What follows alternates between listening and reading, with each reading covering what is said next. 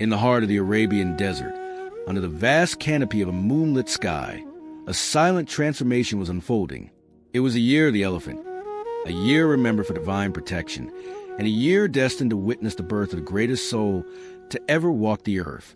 At a time when ignorance veiled humanity, when tribal pride fueled injustice, and the cries of the weak were drowned beneath power, a child was born. But not just a child. He was the answer to centuries of prayer. He was the seal of all prophets. He was Muhammad. Peace and blessings be upon him. Arabia, once a land of prophets, had fallen into darkness. Idols surrounded the Kaaba. Daughters were buried alive. The strong oppressed the weak. Mercy was rare, and truth even rarer. But while mankind had forgotten its purpose, the heavens had not forgotten mankind. In the unseen world, angels awaited. The skies whispered hope, because a child was about to be born, a child whose name would echo in hearts across continents and centuries. Muhammad came from the noblest lineage, the family of Quraysh, descendants of Prophet Ibrahim and Ismail. His father, Abdullah, was known for his character. His mother, Amina bint Wahb, was a woman of grace and light. Before Muhammad even opened his eyes to this world, his father had already returned to his Lord. Amina was alone, yet filled with peace. For she had seen dreams, luminous, majestic dreams, of greatness growing inside her. And then came that sacred night. Amina would later say, "A light came for me by which I could see the palaces of Basra and Syria." The night air carried a stillness, as if the universe was holding its breath. The stars shimmered brighter. The trees stood in awe. Even the animals of the desert seemed to sense it.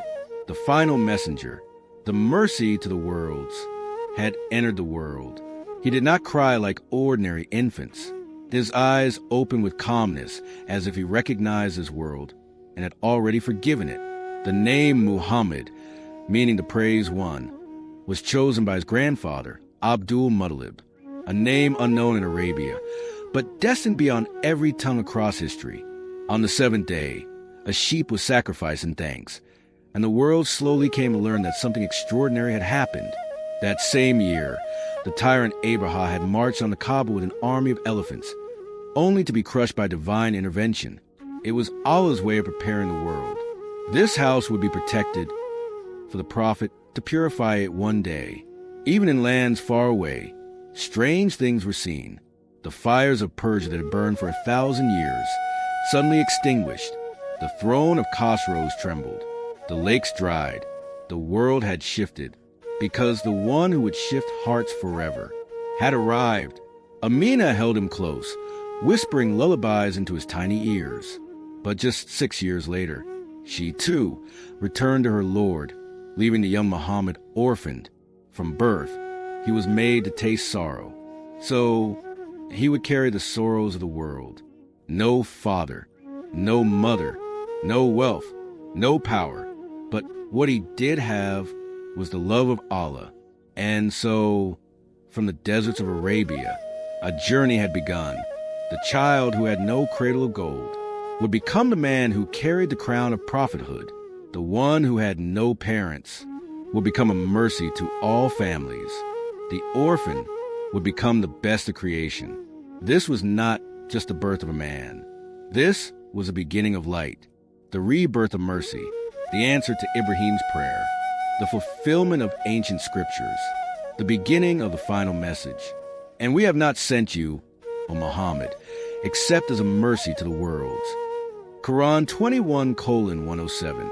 Join us as we walk through the footsteps of the most beloved man in history, from the sands of Mecca to the Mount of Mercy, from orphan to prophet, from pain to divine purpose.